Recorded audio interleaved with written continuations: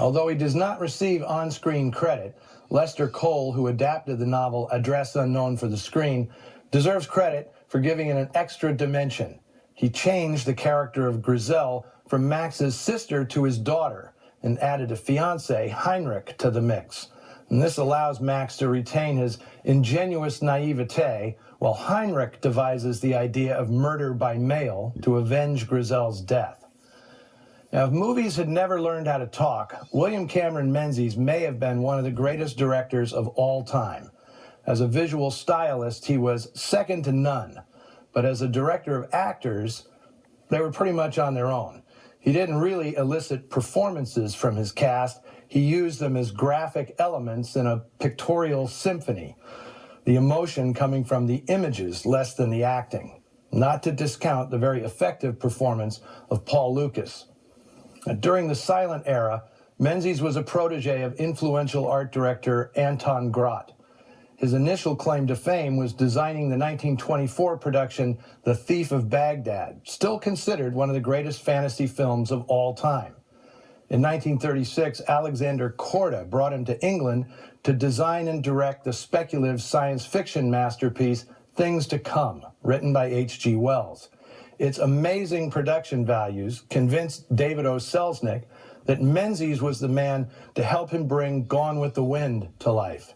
Menzies illustrated every shot in that movie. He designed the film's dramatic color scheme, and he directed several of its most vivid sequences, including the burning of Atlanta and Scarlet's search through the wounded Confederate soldiers. Other than Selznick, Menzies was the only member of the Gone with the Wind production team involved in every step of its creation, start to finish. And for his work, Menzies got a singular credit on the film: this production designed by William Cameron Menzies. Of course, there was no such Oscar category, so Lyle Wheeler won the Oscar for Best Art Direction. Selznick pulled a few strings, however, and Menzies was given a special one-time Oscar for use of color for the enhancement of dramatic mood. Of course, it was Menzies' production design that allowed Selznick to maintain visual continuity while using three different directors. One of those, the uncredited Sam Wood, recognized that Menzies had precisely the skills he lacked as a director. And the two formed a unique production partnership in which they were essentially co-directors.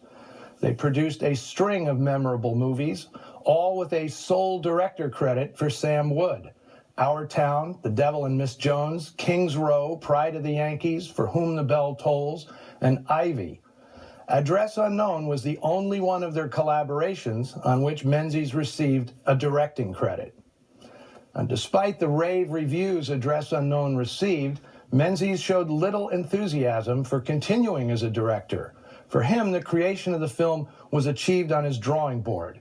And a bit like Alfred Hitchcock, the actual shooting of the film was more a chore than a creative challenge.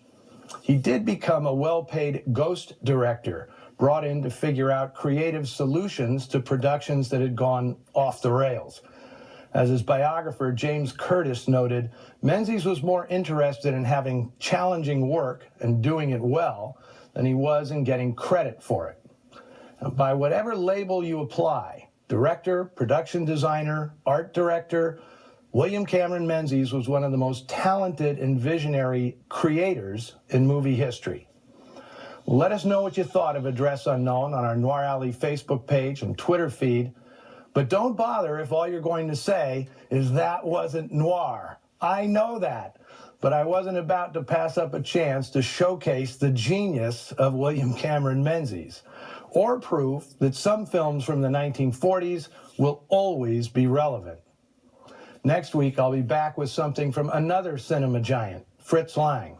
It's the last picture he made in America, the 1956 release Beyond a Reasonable Doubt, starring Dana Andrews and Joan Fontaine. Until then, see you in the shadows.